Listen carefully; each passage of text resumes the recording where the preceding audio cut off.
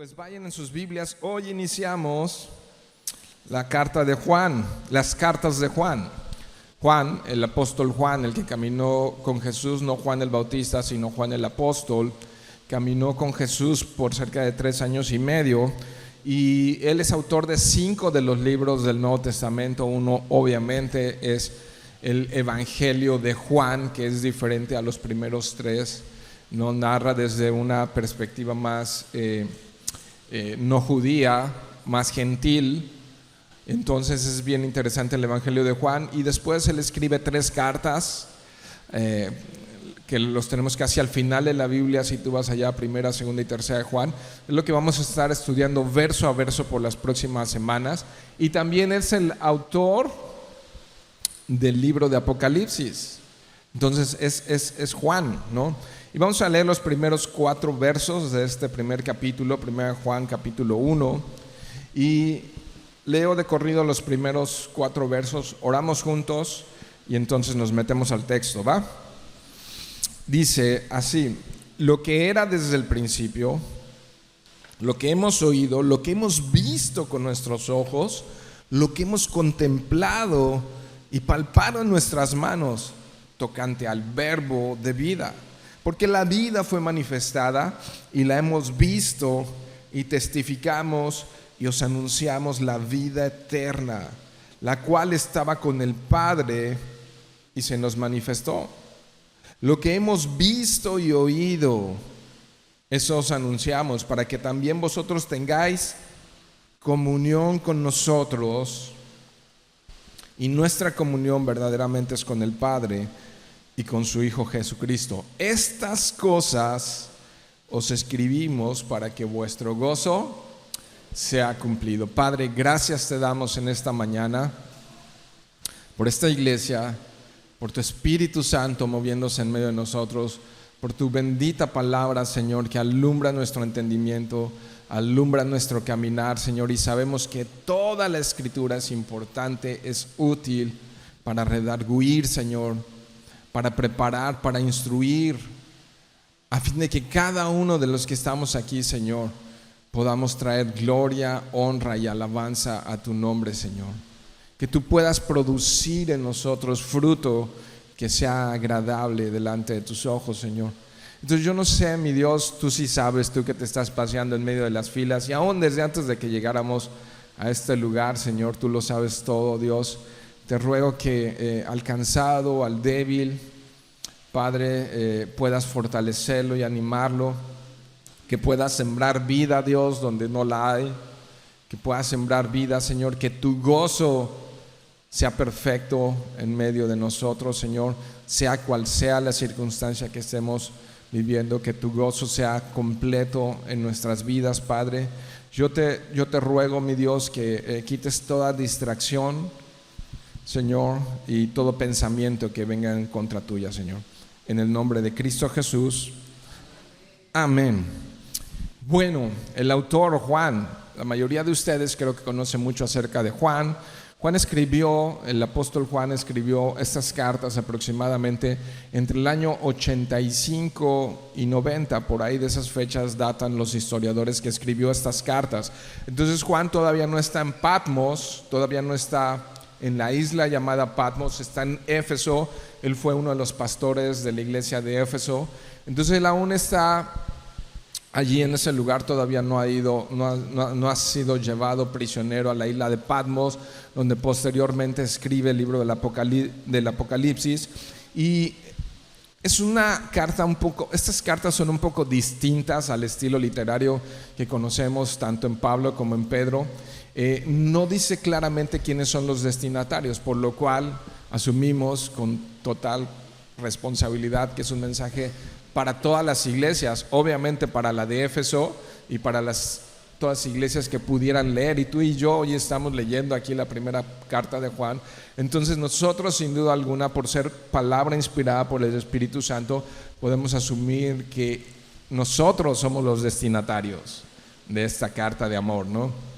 Y bien, entonces al no ponerle él quiénes son los destinatarios y tener una estructura más formal como una carta, con todos los elementos que tendría una carta de esa época, Y podemos ver esta primera carta de Juan como un sermón, como cuando escribes un sermón, y hay diferentes maneras de bosquejar un sermón. Hay quienes bosquejan solamente puntos muy simples y los van desarrollando, pero hay otros como yo, lo sabe el grupo de medios, que llevamos 13 años, que prácticamente yo escribo, no sé, casi 3,000 palabras por sermón. Yo escribo todo el sermón, no solamente algunos puntos, son diferentes maneras de bosquejar. Pero bueno, aquí la carta a Juan es como eso, como todo un sermón, lo vamos a ver. Ahora, la carta, si tú la lees completa, con detenimiento y vas haciendo notas, puedes ver que tiene dos propósitos principales. Uno, animar a los creyentes a vivir en santidad. Amén. Ten esto en mente durante las próximas semanas. Y dos, es bien importante, no dar lugar a los falsos maestros. Los va a exponer, o va a hablar de eso Juan durante este tiempo. Aquellos que estaban negando que el Hijo de Dios se había hecho carne, se había hecho hombre semejante a ti y a mí, que se había hecho de carne y hueso. Habían unos que estaban negando la encarnación de Dios, ¿no? Entonces Juan de eso va a estar tratando durante los siguientes capítulos. Ahora, podemos también verlo así con una mirada de pájaro, una mirada desde un dron, una mirada aérea a toda la primera carta de Juan, y también podemos encontrar ahí tres temas principales. Lo podríamos bosquejar en 3 secciones esto. Dios es luz, así es como comienza este capítulo. El segundo tema principal que vemos por ahí es que Dios es amor. Y ya por allá al final del capítulo 5 podemos ver con claridad que está hablando acerca de que Dios es la vida, Dios es la vida eterna. Entonces 3 temas: Dios es luz, Dios es amor y Dios es la vida eterna. Entonces esto es lo que vamos a estar estudiando las próximas semanas, ¿no? Ahora, interesante un poco para empezar, si no conoces bien quién es Juan, ve un momento a Juan capítulo 13, verso 23, para que mires un poco cómo él se describe. Una de las formas en las que él se describe. El autor de Juan se describe a sí mismo de esta manera. Dice Juan 13, 23: y uno de sus discípulos, el cual Jesús amaba. ¿Cómo se describe él? Como el discípulo a quien Jesús amaba. ¿Y qué está haciendo en esa descripción? Estaba recostado al lado de Jesús. ¿Qué tal su relación con Jesús? ¿No? Entonces está recostado en Jesús. ¿Y cómo se describe él mismo? Como el discípulo, el seguidor de Jesús, el aprendiz de Jesús, a quien Jesús amaba. Qué interesante conocer a Juan de esta manera. Ser amado es la motivación más poderosa en el mundo. Sin duda alguna es la motivación más poderosa que puede haber dentro de nuestros corazones. Pero con frecuencia nuestra capacidad de amar a otros se ve afectada, o vamos a decirlo en otras palabras, está moldeada por la misma forma en la que hemos sido amados, por las personas más cercanas, por nuestros padres, por cualquier relación que hayamos tenido. Eso moldea la manera en la que amamos. De alguna otra manera, dice la Biblia que el amor de Dios ha sido derramado en nuestros corazones. Es algo que tenemos que recibir para después poder dar. Nadie puede dar algo que no tiene. ¿Estás de acuerdo? Entonces necesitamos conocer el amor de Dios para entonces con esa misma intensidad anhelar o aspirar a amar a otros. La fuente de todo amor y el ejemplo más grande de amor que podemos tener, de hecho vamos a ver más adelante que la definición perfecta de amor es Jesús. Es Él, ¿no? No hay duda que es Jesucristo, esa fuente inagotable de amor. Así que algunas de las declaraciones más grandes acerca de la naturaleza del amor: Dios nos las reveló, Dios las escribió a través de un hombre que Él en carne propia experimentó el amor de Dios de una forma muy especial y de una forma muy particular. Juan experimentó el amor de Jesús lo vimos en este pasaje, cómo está recostado sobre su pecho, está recostado a un lado de Jesús. Juan experimentó de una forma muy intensa y muy personal el amor de Jesucristo. Y eso que produjo en él, que se mantuvo firme. Él, mientras caminó esos 3 años y medio con Jesús, Juan fue uno de esos que perteneció a su círculo más íntimo de Jesús. Jesús nos dice la historia que predicó a miles. En ocasiones, cuando contamos 5,000 sin contar hombres y mujeres, el conteo puede llegar a ser 10, 15, 20 mil personas a quienes les predicó Jesús. Imagínate, ¿no? Un evento donde le prediques a 20,000 personas en la época de no estadios y de no tecnologías, es impresionante. Pero después, cuando se desplazaba de un lugar a otro, Jesús anduvo con un grupo aproximado de 70 personas, entre mujeres y personas que apoyaban su ministerio. Andaba aproximadamente con 70 personas, pero después Él escogió a 12 para ser sus discípulos y para instruirlos de una manera muy especial, para continuar con la obra de Dios aquí en la tierra, los apóstoles. Pero entre esos 12 tuvo 3 con los únicos que acudió al monte, famoso monte de la Transfiguración. Solamente fueron 3 los que estuvieron cuando Él hizo milagros como resucitar a Lázaro, ¿no? Y otras cosas. Solamente estuvo Juan, Pedro y Jacobo hermano de Juan. Entonces te puedes imaginar que al ir caminando por la vida esos 3 años y medio en los que anduvo Juan, fue muy sensible a cada una de sus palabras y muy sensible a cada una de sus acciones. Él vio Juan vio a Jesús la manera en la que Él amaba, aún la manera en la que Él perdonaba. ¿Se acuerdan de ese momento en la crucifixión cuando Jesús dice: Padre, perdónalos porque no saben lo que hacen? Y así con la cabeza, ¿por qué no pidió: Padre, destrúyelos y que caiga un rayo y los queme? Y saca, y el Señor: Padre, perdónalos porque no saben lo que hacen. Entonces él vio de primera fila, de primera mano, y es alguien que habla con conocimiento. Cuando habla del amor, Juan sabe de lo que está hablando, entiende perfectamente el tema que está tratando.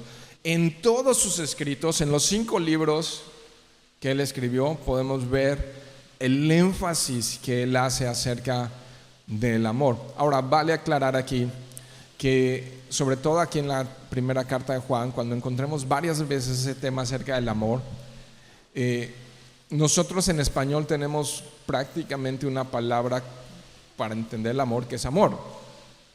Pero en griego al menos hay 4 palabras que significan amor. Y hay una que es storge, otra que es fileos, otra que es eros y otra que es ágape. La palabra ágape en sus diferentes conjugaciones, agapón, ágape, agapeo, todas sus diferentes conjugaciones, habla justamente de un amor muy profundo, muy estrecho, un amor, y cuando lo miramos en la persona de Jesús vemos que es un amor puro, sin contaminación, pero es un amor también radical, pero también es un amor sacrificial.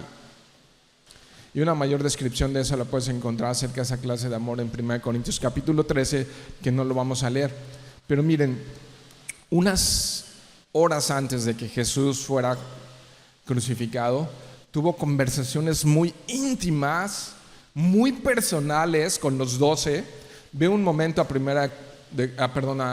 Juan capítulo 15.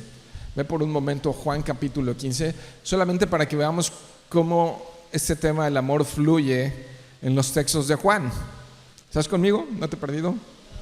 Entonces, Juan capítulo 15. Nada, vamos a ver un poquito allí de cuál es el tema dominante en Juan, el discípulo a quien Jesús amaba. Juan capítulo 15, verso 12, dice así, él poniendo lo que Jesús habló. Dice, este es mi mandamiento, que se amen unos a otros como yo les he amado. ¿Puedes ver ahí el tema? ¿No? Y luego que dice el verso 13, es importantísimo. O sea, esto es algo que palpó y que vivió Juan. Dice, nadie tiene mayor ágape que este, que uno ponga su vida por sus amigos. Uf. Entonces esto lo conoce perfectamente Juan. Ahora, cuando veo cómo amó Jesús a Juan, me pregunto si Jesús no conocía a Juan. O sea, la clase de bichillo que era. Hubo un día en el que le dijo a Jesús, oye, oramos para que descienda fuego del cielo y destruya a estas personas. Y desde ahí Jesús les puso un apodo a él y a su hermano. ¿Se acuerdan? ¿Cómo les puso? Los hermanos Boanerges, los hijos del trueno, ¿no? O sea, eso te describe un poco que, o sea, cuando hablamos de amor no estamos hablando de un amor romántico, ni de un carácter o de una personalidad débil, ¿no? De hecho, amar de esta manera se requiere más bien todo lo contrario, un carácter fuerte. Cuando nosotros entendemos carácter fuerte, a veces entendemos de alguien que grita, alguien que se enoja, alguien que es dominante, pero esto no es así. El amor de Jesús no es que es el que grita y pelea y domina, sino el amor de Jesús el que sirve, el que perdona, y para eso muchas veces se necesita mucho carácter. Se necesita verdadero carácter para vivir esa clase de vida, ¿no? Entonces, Jesús amando a Juan, a Pedro, al mismo Mateo, ¿no? A Judas, a los dos Judas, los amó igual, ¿no? Y amó a Juan tal cual él era. Eso es muy importante considerar, porque Juan no se ganó el amor de Jesús. Eso fue gracia pura, ¿no? El amor que recibió fue gracia pura. ¿Y sabes qué efecto tuvo en el corazón de Juan? Ese pescador, ese hombre, digamos, sencillo y simple, cambió por completo su vida. El amor que él recibió transformó su corazón. Creer en su amor, dice la Escritura también en la carta, en el Evangelio de Juan, porque de tal manera amó Dios a Samuel, amó Dios a José, amó Dios a Didier, amó Dios a Israel, porque de tal manera Dios nos amó, ¿no? Entonces, creer en su amor, mis queridos hermanos, es la mayor motivación que podemos tener en la vida. La pregunta implícita aquí al ir avanzando por esto es, ¿pero crees que Él te ama tal cual eres? El amor de Dios no es un intercambio de esfuerzos. No está ahí Dios sentado en su trono diciendo, a ver, gánate mi amor. La realidad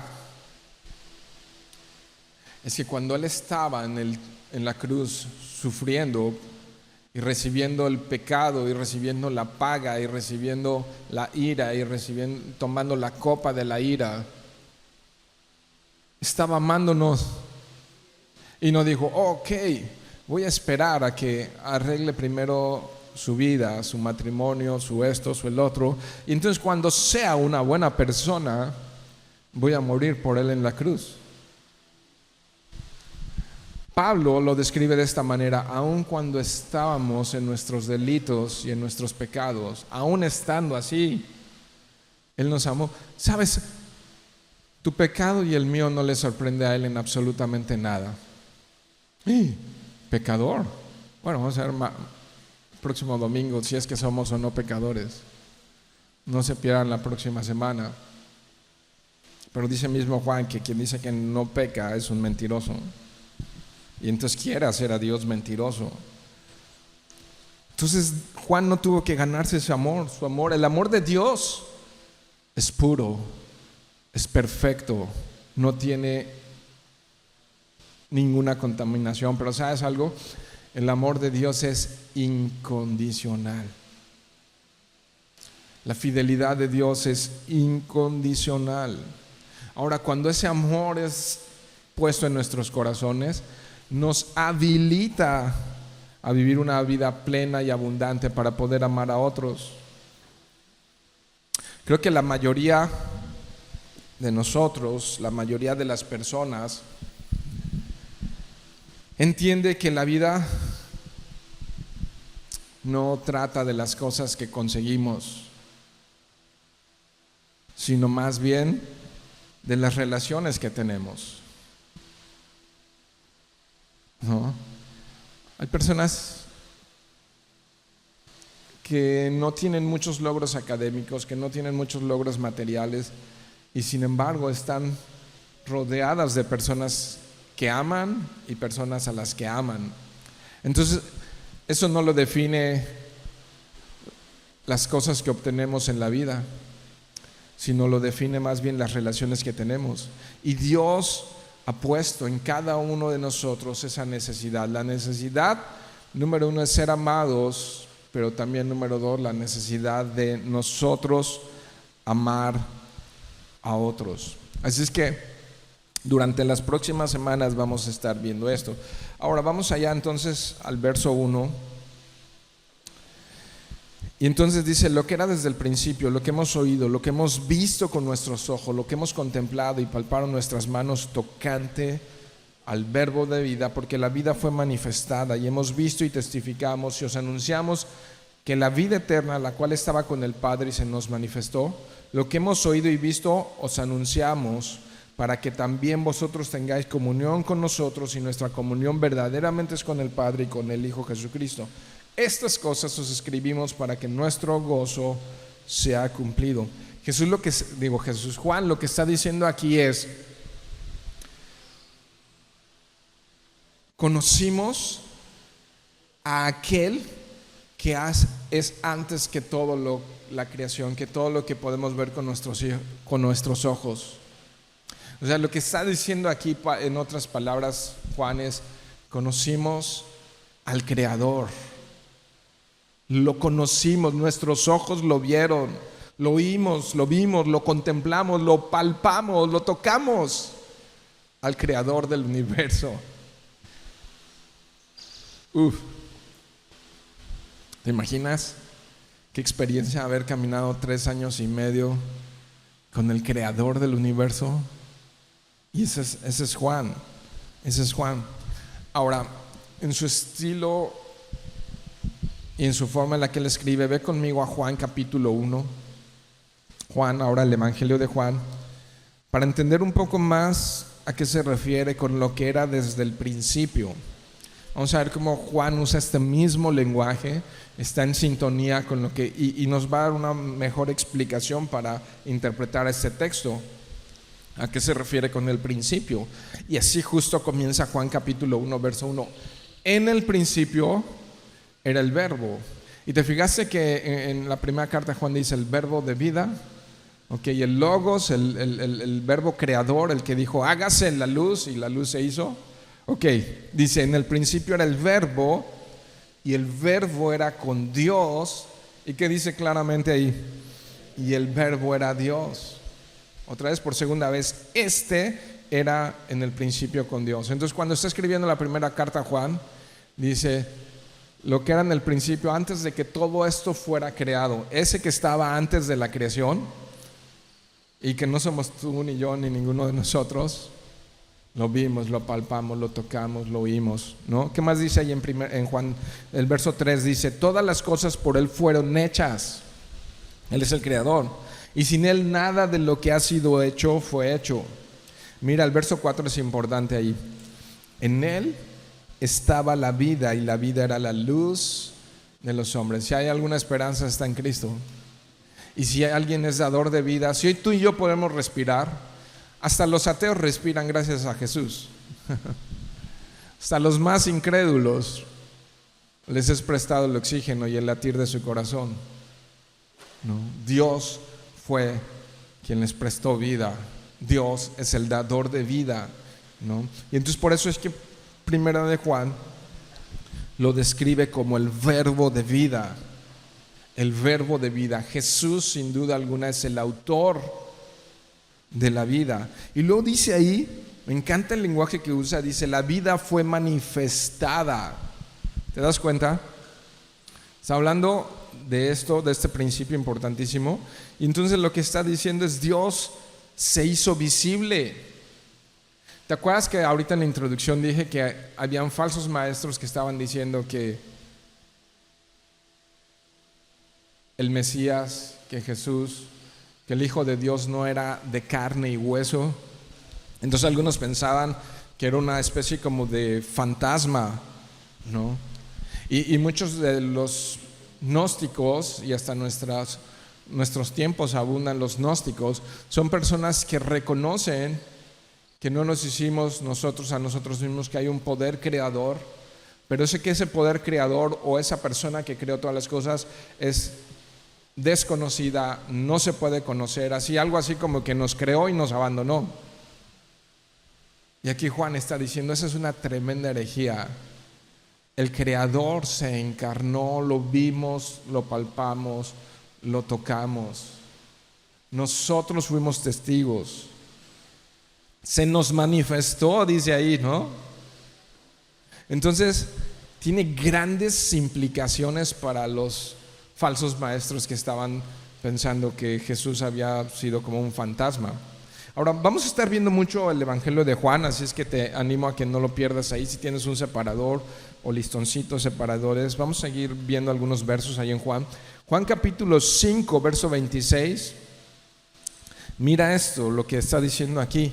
Porque como el Padre tiene vida en sí mismo, ¿qué significa? Que a Dios nadie le dio la vida. Dios es la vida. Él es la esencia de la vida está en Él, ¿ok? De tal manera que Él no tiene principio ni fin, ¿ok? Él es el alfa y el omega, ¿no? Nosotros estamos encerrados en algo que medimos con el reloj, en un tiempo cronos, pero Él habita la eternidad y somos llamados a cada uno de nosotros a habitar con Él en la eternidad. Y entonces lo que está diciendo aquí, porque como el Padre tiene vida en sí mismo, así también, de la misma manera, la misma propiedad, la misma sustancia, ha dado al Hijo el tener vida en sí mismo. Todas las cualidades de la deidad las comparten el Padre, el Hijo y el Espíritu Santo. ¿Ok? Es un Dios manifestado en tres personas. Capítulo 6, Juan, Evangelio de Juan, verso 47 y 48. Mira desierto os digo, ¿no? Y aquí pongan mucha atención porque les voy a revelar una verdad importantísima. ¿Qué? El que cree en mí tiene vida eterna. En el 48 que dice, yo soy el pan de vida. Él es la vida, en Él estaba la vida, en Él está la vida, y Él es quien da vida y vida eterna a todos los que creen en su nombre. Ve ahí en el capítulo 11. Esto lo he citado muchas veces porque para mí es uno de los diálogos más impresionantes que Jesús tuvo con Marta, ¿se acuerdan? Lázaro en la tumba. No, y maestro, si hubieras llegado antes, maestro, ¿no? Ahí era maestro, rabí, si hubieras llegado antes, mi hermano no hubiera muerto. O sea, llegaste tarde, Jesús, ¿no? Y entonces Jesús, ten calma, Marta, ¿no? ¿Qué le dice? Verso 25, Jesús le dijo a Marta, Marta, yo soy la resurrección y la vida. El que cree en mí, aunque esté muerto, vivirá. Verso 26, no lo pierdas. Y todo aquel que vive y cree en mí no morirá eternamente. ¿Crees esto, Marta? Uf, qué plática, ¿no? Qué contundente, qué nítido. O sea, ¿quién se ha atrevido a hacer estas declaraciones?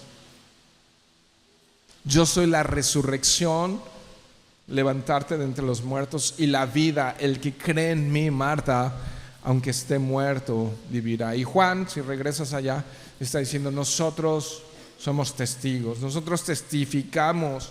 Y no solo eso, nosotros anunciamos todo esto tocante al verbo de vida, ¿no? Ahora observa que después de conocer al verbo de vida, después de que Juan camina esos 3 años y medio con el verbo de vida, ¿a qué se dedica? A jugar en los casinos, a ser un empresario muy exitoso, a tener muchos títulos, se vuelve político. ¿O qué hace Juan después de que es impactado por haber caminado, palpado, oído, visto al verbo de vida? ¿A qué se dedica? A predicar, o sea, a dar testimonio, a anunciar las buenas noticias, ¿no? Qué interesante. Y creo que esto es parte esencial de la vida de aquel que ha creído y de aquel que ha recibido la luz y ha sido transformado por el amor de Jesús. Y es parte de lo que decía ahorita: si alguien en tu cumpleaños te regala un enorme pastel, aquí no hubo pastel, ¿verdad? No hubo. Ay, esta iglesia desamorada o morada, no sé qué es. Okay. Y te regala un gran pastel y dices: me lo llevo, lo congelo en el refri y me lo voy comiendo de a rebanaditas. O sea, qué feo, y se te va a echar a perder. Eventualmente va a... ¿no? Pero ¿qué haces normalmente en tu cumple si tienes un gran pastel? Invitas a los que amas y les das una rebanada y dices: prueben, esto está bueno. Bueno, si te consintieron y el pastel que te regalaron es el que a ti te gusta, ¿verdad? De fudge o de algo por ahí, pero tú dices... Y eso mismo, en ese ejemplo tan torpe que puse, es que dices: esto quiero que otros lo prueben, quiero que otros conozcan, quiero que otros sepan del verbo de vida. Y es algo que no puedes callar, ¿no? Y sabes, creo que es muy esencial en la vida de los nacidos de nuevo, de aquellos que tienen vida nueva en Cristo Jesús, compartir su testimonio, compartir cómo fue su transformación y cómo cantábamos hace un momento, cómo es que Dios te ha sostenido, cómo es que Dios te ha perdonado, cómo es que Dios te ha alabado, cómo es que Dios ha traído esperanza y vida, ¿no? Y esto está haciendo Juan. Juan no puede callar, Juan no puede ocultar, no puede esconder. Él quiere anunciar. Anunciar es todo lo contrario a callar, a esconder y ocultar. Anunciar es publicar, es dar a conocer, es informar a otros. Y creo que esta es la mejor noticia que otros pueden escuchar: que siendo como somos, Él nos amó, que siendo como somos, Él fue a la cruz a sufrir el castigo que nos correspondía a nosotros, para que tú y yo un día podamos estar cara a cara frente a Él y disfrutar de una vida eterna. ¿Habrá algo más importante que comunicar? ¿Habrá una mejor noticia que alguien pueda recibir? La cual, dice, estaba con el Padre. Entonces checa cómo el lenguaje de Juan no duda en ningún momento en atribuir deidad a Jesús. Está diciendo: Jesús es el Hijo de Dios, Jesús es Dios, y sabes, por lo tanto se hizo carne, vino y habitó entre nosotros. Juan capítulo 1 verso 14 dice: y aquel verbo vino y se hizo carne y habitó entre nosotros. Ahora regresa ya Juan. Creo que esta es una doctrina esencial Hoy se han levantado muchos falsos maestros, incluyendo algunos llamados los unitarios, y hay diferentes clases de unitarios, ¿no?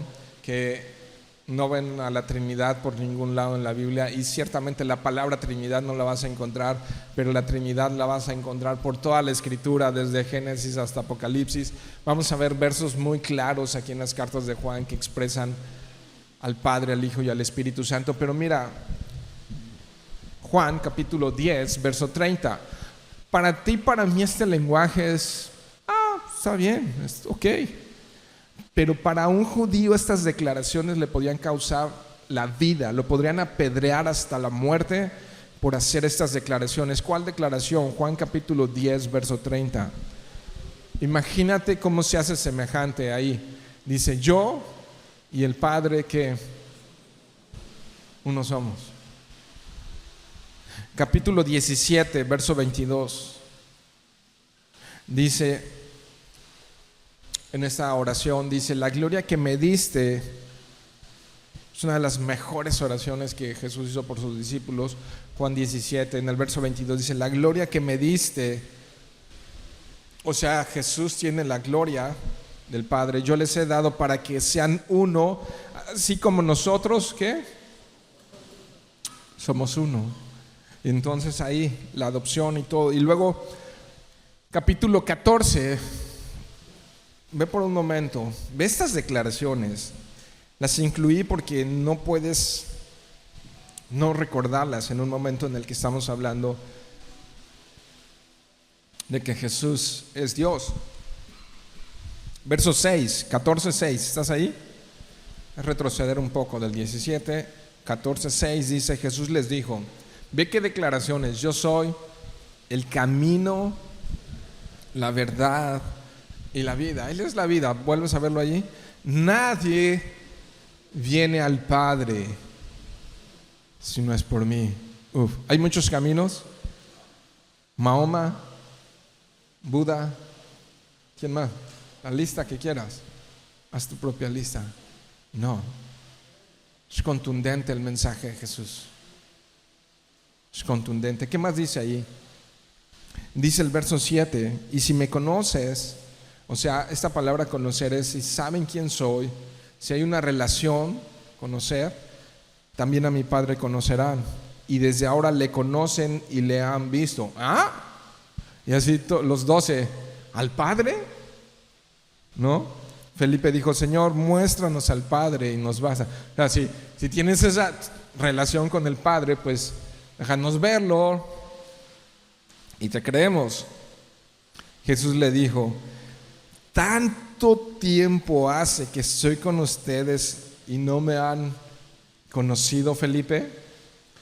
El que me ha visto a mí, ha visto al Padre. ¿Cómo dices tú, muéstranos? O sea, ¿qué pregunta? Esa pregunta ni se hace. O sea, me han visto a mí. Eso basta, eso es suficiente. Me han visto a mí. Y entonces, ¿tú eres? Y les dice en el verso 10, ¿no creen que soy en el Padre y el Padre en mí? ¿Te fijas? Todos los atributos de la deidad en él. Las palabras que yo os hablo no las hablo por mi propia cuenta, sino que el Padre que mora en mí, Él hace las obras. Ok, ¿qué han visto? No, pues caminaste sobre el agua. No, pues resucitaste a Lázaro. No, pues reprendes a las tormentas. No, pues sanas ciegos. No, pues haces caminar a personas que ni pies tenían. Y todo lo que Jesús hizo. Y dicen, es porque el Padre está en mí y yo estoy en Él. Y no ando por mi propia cuenta. O sea, somos lo mismo. Verso 11, créanme que yo soy en el Padre y el Padre en mí. De otra manera, creedme por las mismas obras. Nadie en la historia de la humanidad ha hecho las obras que Jesús hizo cuando se encarnó. Nadie ha hecho lo que Él hizo. No, nadie. Ahora, vamos avanzando un poco más y en el verso 3 podemos hacernos una pregunta. ¿Para qué da testimonio Juan? ¿Para qué das testimonio, Juan? Y ahí viene un para, que también, O sea, porque Él está compartiendo de esta esperanza para que también ustedes tengan comunión con nosotros. Uf. Y nuestra comunión verdaderamente es con el Padre y con su Hijo Jesucristo. O sea que hay una de las razones por las que Él testifica de que Él vio, escuchó, palpó a Jesús, lo oyó, lo conoció. Él dice, a mí no me lo contaron, yo estuve allí. Y da testimonio de esto para que otros también puedan tener esa comunión con ellos. Y ellos tienen esa comunión ¿con quién? Con el Padre y con su Hijo Jesucristo. Ahora aquí viene una palabra muy interesante. Hay dos palabras que vamos a tratar de revisar esta mañana. Y esta palabra que viene aquí, comunión, en griego es koinonia. Koinonia. Y nos habla de esa relación de Juan con Jesús, que no fue meramente sensorial. ¿Se entiende eso?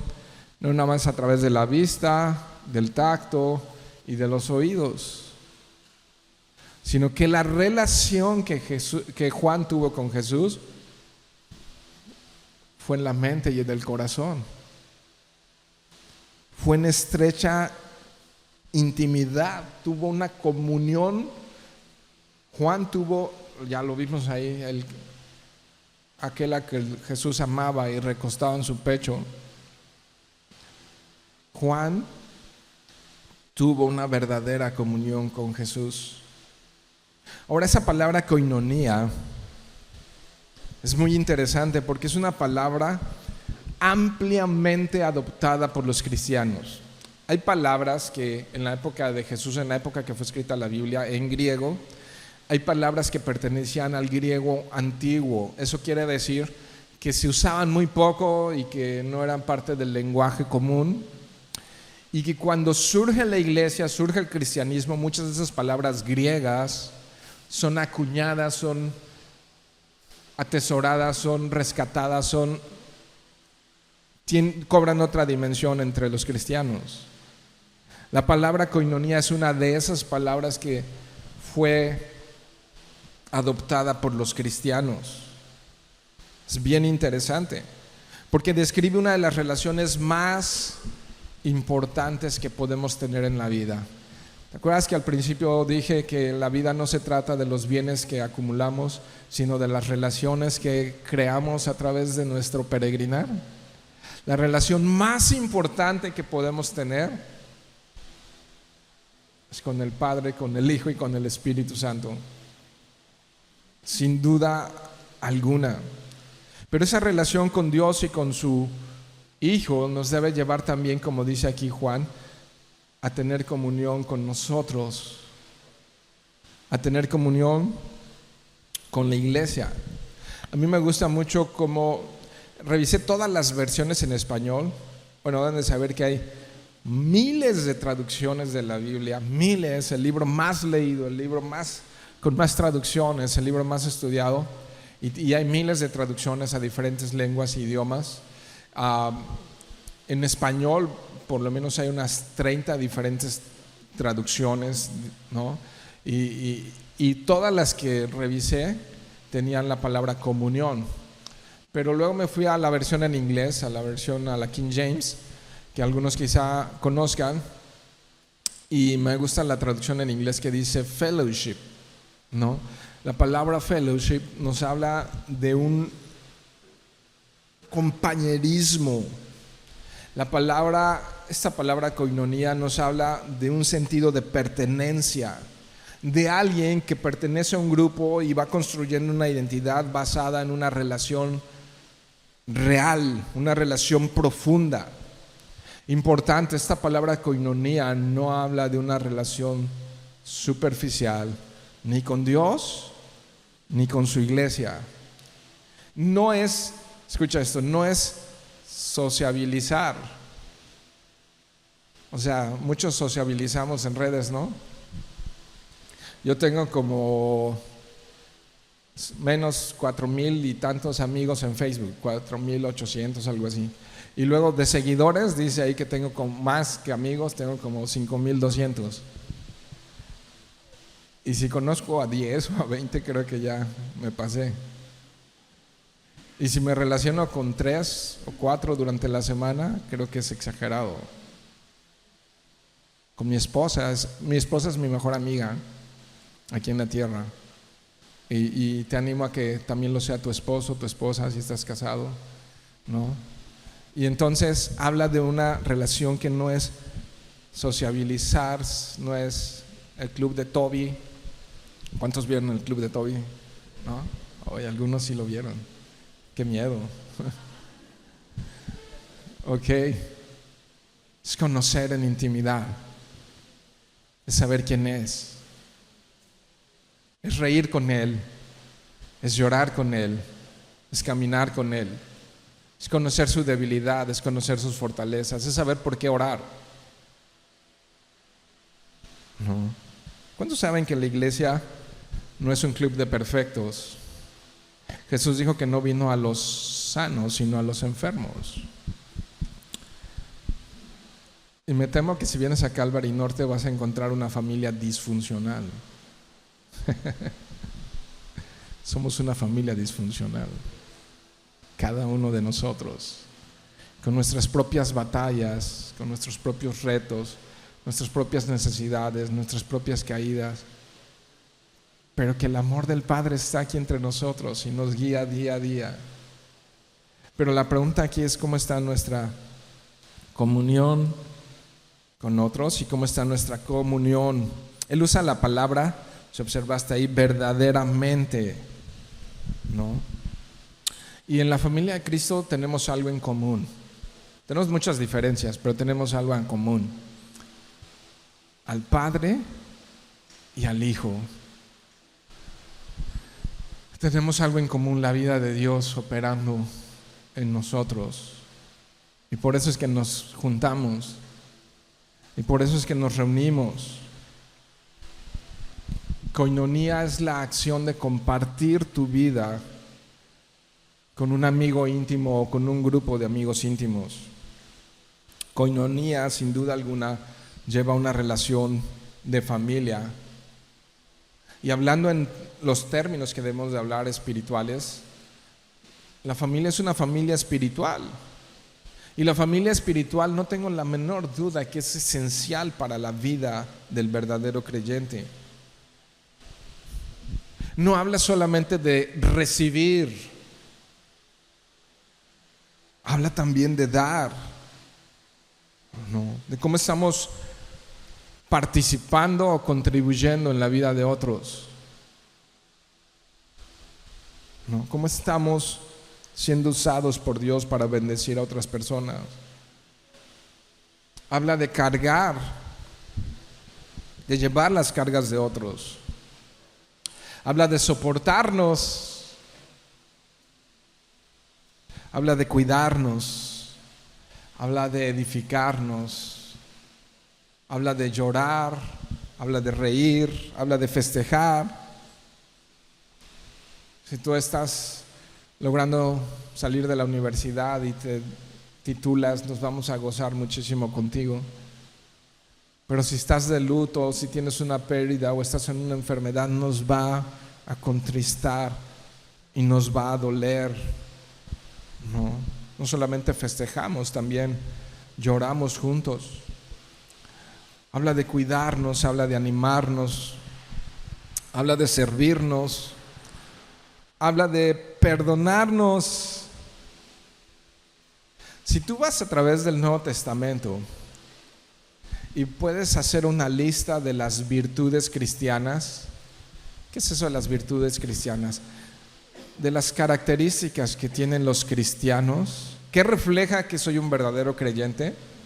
Cada una de esas virtudes en el carácter cristiano, vas a descubrir que el lugar donde se practican esas virtudes es en la iglesia.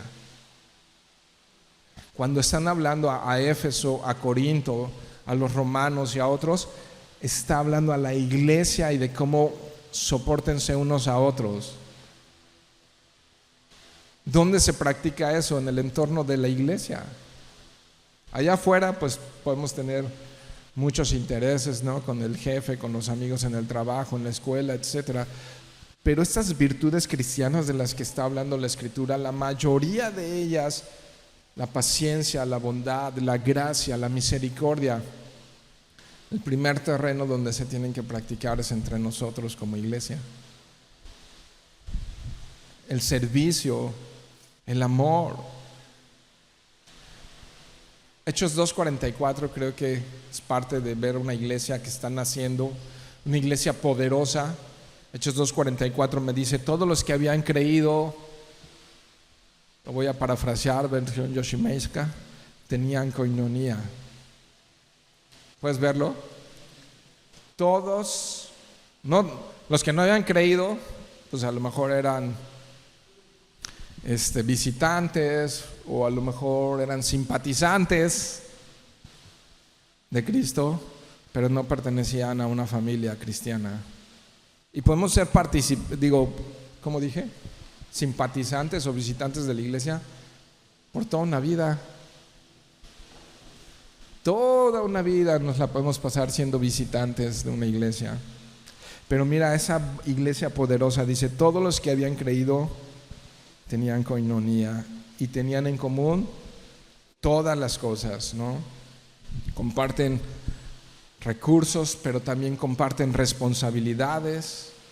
Dice el autor de Hebreos: no dejen de congregarse como algunos tienen por costumbre, porque la iglesia es donde Dios manda su bendición para estimularnos al amor y a las buenas obras. ¿En dónde? Entre nosotros. ¿Te das cuenta lo relevante que es la iglesia? Jesús dice que la iglesia es el cuerpo de Cristo. Y si yo menosprecio al cuerpo de Cristo, ¿a quién estoy menospreciando?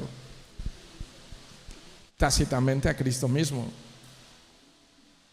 Si yo menosprecio su iglesia, estoy menospreciando a Cristo, a su desposada. Y en el tema que está tratando también Pablo a los Efesios, habla de la iglesia, no de personas individuales, solitarias, aisladas del cuerpo. Ahí es donde el lobo se los come más rápido, a los que están despegados del rebaño. Ahí es donde se los devora más fácil, ¿no? Entonces, koinonía, ¿no? Es una idea, esa idea de comunión realmente fue revolucionaria, puedo usar esta palabra. O sea, Dios está en los cielos, nosotros estamos aquí en la tierra. ¿Quién sabe si se acuerda de nosotros? Si yo oro, igual y ni me escuchó. Si yo le busco, quién sabe. O sea, sí nos creó, es evidente, la creación cuenta su gloria, ¿no? Y muchos científicos destacados han reconocido que debe haber una mano creadora detrás de todo lo que vemos y miramos. Pero ese Dios es lejano y está ausente de mi vida y ni le importo. ¿Amor? ¿Cuál amor? ¿De qué hablas? ¿No? Y entonces viene Juan y dice: podemos tener comunión con el Padre y con el Hijo. Realmente podemos tener una relación viva. Cuando hablo de viva es que podemos tener una relación respirable con Dios y con el Padre, con el Hijo, ¿no? Él no solamente es nuestro Salvador, sino también ahí mismo en el Evangelio de Juan nos revela cómo Él también es nuestro amigo. Y aunque físicamente ya no está presente entre nosotros, en el cielo y sobre toda la creación y sobre mi esposa y sobre todo Él debe ser la relación más importante que pueda tener. Amo a mi esposa y es mi mejor amiga aquí, humana. Pero lo celestial está sobre todas las cosas. Y si tengo un confidente, si tengo alguien que me soporta, si tengo alguien que me conoce, si tengo alguien que me sostiene y alguien que es fiel y alguien que nunca se va y alguien que siempre está cercano, es Él. Es Él, es Él, es Él. Y yo creo que muchos de ustedes lo han experimentado y saben lo que es ir y gozarte en su presencia, y saben lo que es ir y lamentarte. También podemos lamentarnos en su presencia. Podemos también vaciar y abrir nuestro corazón. Y yo te animo, cristiano, en esta mañana a que hables con Él, a que compartas tus cargas con tu Creador, que puedas hablar con sinceridad de tus necesidades, de tus sueños, de tus anhelos, de tus fracasos, de tus caídas, de lo que te duele, de lo que no está bien. A veces, si no hemos tenido un padre justo en la tierra, o nuestra relación con la autoridad ha sido tormentosa, podemos pensar que acercarnos con Dios es como ir con el director de la escuela. Y dices, oh no, pero Él es Padre y es Padre bueno. Y Dios quiere erradicar de nuestra mente la idea de un padre violento, de un padre que abandona, de un padre que no es sensible, de un padre que no cuida de sus hijos, de un padre que no guía, que no protege, que no pastorea, que no es sacerdote. Y Él nos quiere decir, yo soy ese Padre bueno que protege, que guía, que provee, que guarda, que sustenta, que es fiel y que no abandona. Esa es la razón por la que estamos aquí, mis queridos hermanos, porque podemos tener comunión con Él, ¿no? Podemos tener cada día de nuestras vidas comunión con Él, conocer de su gran amor, de su bondad, de su paciencia, ¿no? Podemos tener una relación respirable con Él. Ahora, la pregunta que me hago yo, ¿qué guió esta comunión? La respuesta, para mi lógica, ¿qué nos guía hacia Jesús? El Espíritu Santo.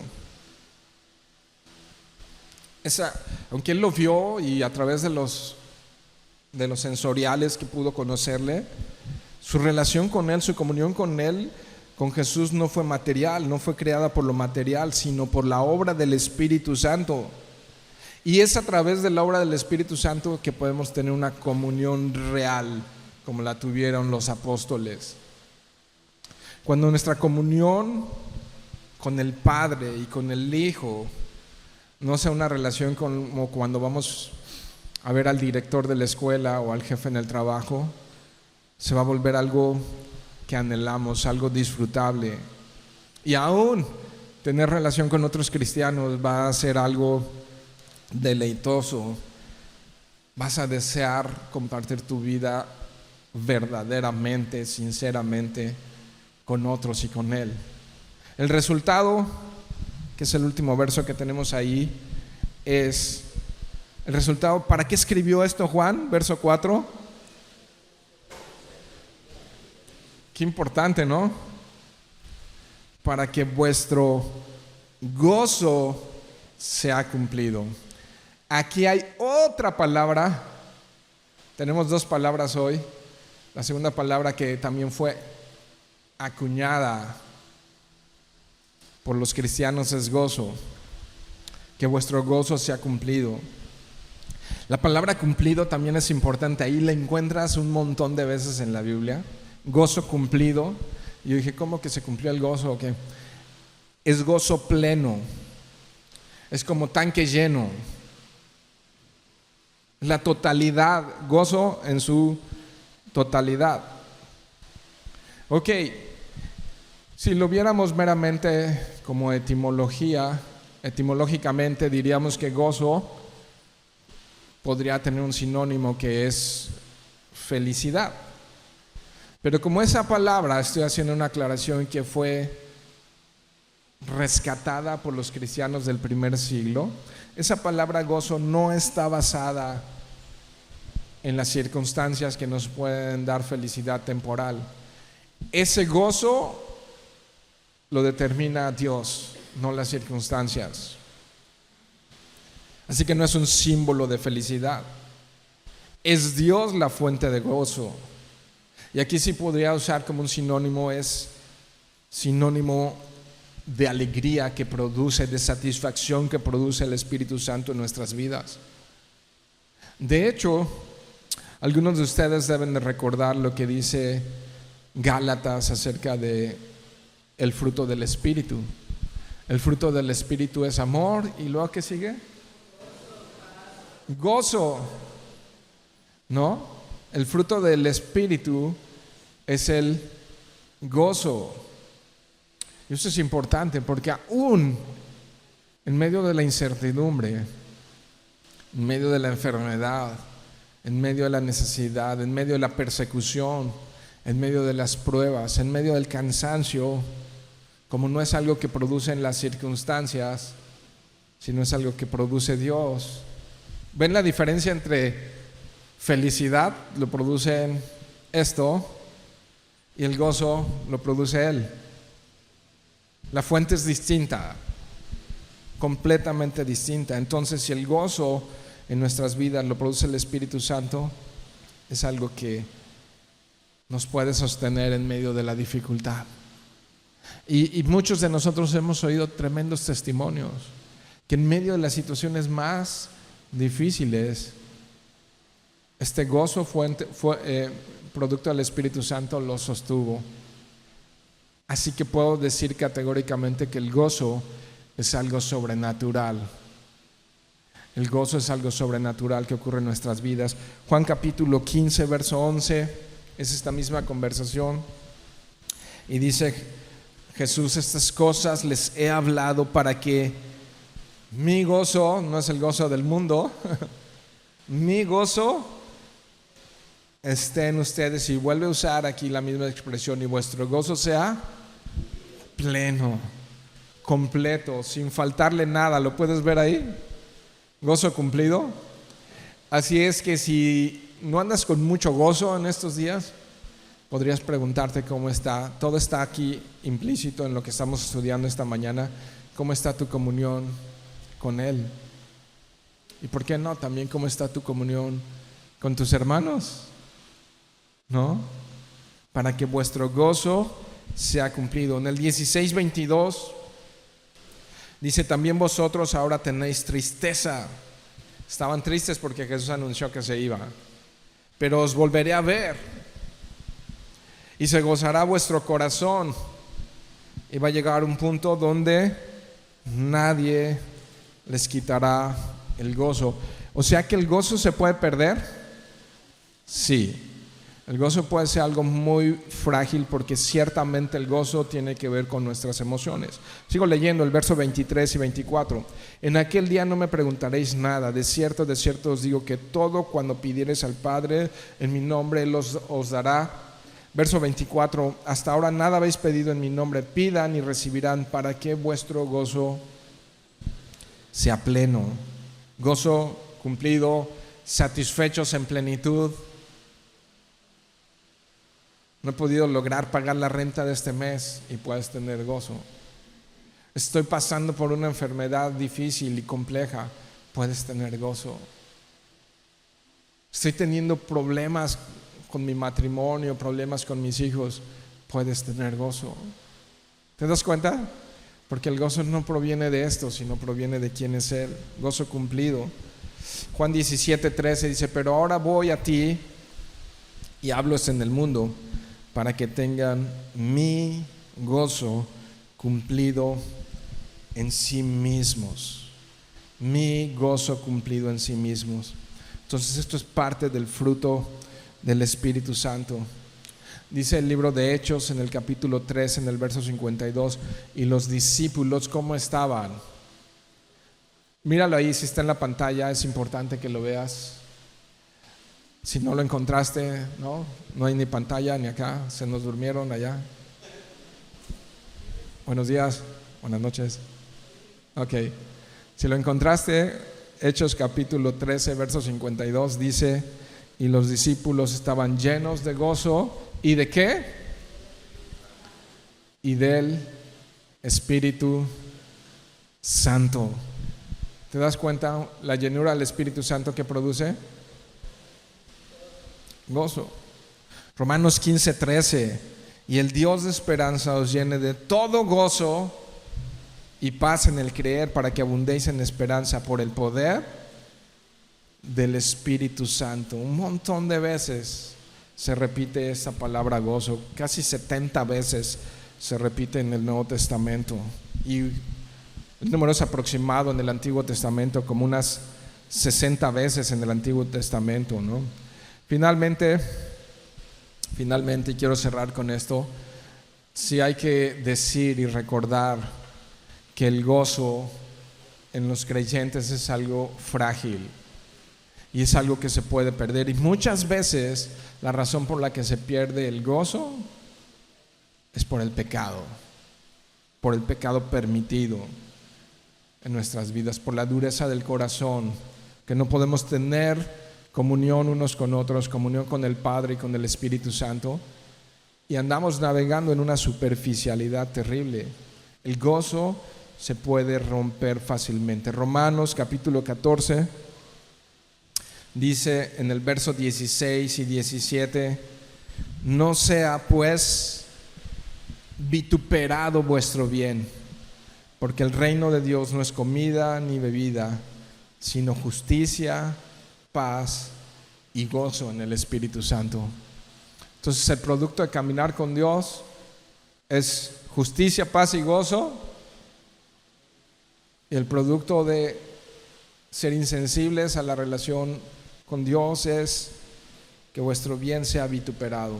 Entonces vamos a orar, mis queridos hermanos. Vayan conmigo al Salmo 51, y cuando lo encuentres quizá te puedas poner de pie conmigo para que oremos. Y la pregunta que quiero hacerte a este final es: ¿cómo está tu comunión con el Padre y con el Hijo?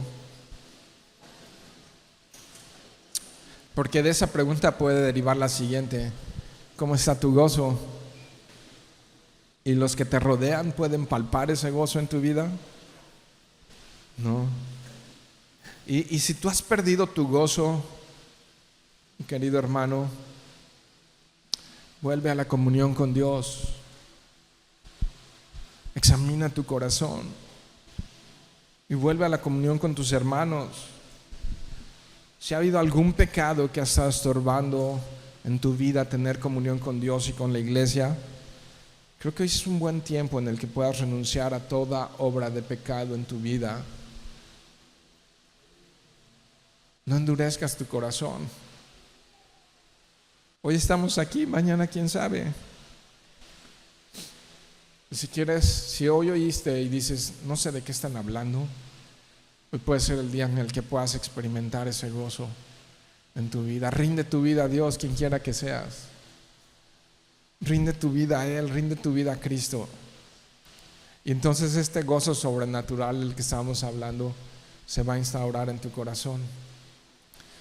Pero si lo has perdido porque has permitido algo en tu vida, vamos a leer juntos unos versos ahí en Salmo 51, del verso 7 al 12.